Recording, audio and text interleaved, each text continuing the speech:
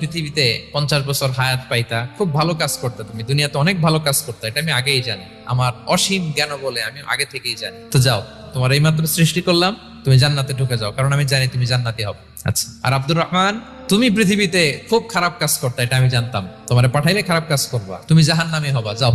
সে বলবে, আল্লাহ এইমাত্র আমারে বানাইলেন, এইমাত্র আপনি আমাকে সৃষ্টি করলেন, সৃষ্টি করেই বলতেছেন তুমি জাহান্নামে যাও, আর বলতেছেন আমি জানি দুনিয়াতে পাঠালে তুমি খারাপ কাজ করবা, তুমি জাহান্নামী হবা, পাঠানোর আর কি দরকার, আগে থেকে জাহান্নামে যাও। আল্লাহ আপনি জানলে জানতে পারেন, আমি তো জানি না। সে বলবে, না আল্লাহ, আপনি ভুল বলতেছেন, এই দুনিয়াতে পাঠাইলে জনকল্যাণকর সব ভালো কাজগুলো আল্লাহ আমি করতাম।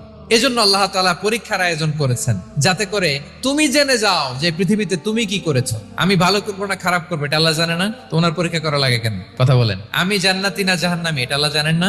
বেসিকলি আমাদেরকে জানানোর জন্য এই পরীক্ষার আয়োজন। কাদেরকে জানানোর জন্য? মানে তুমি জেনে যাও তুমি জান্নাতি না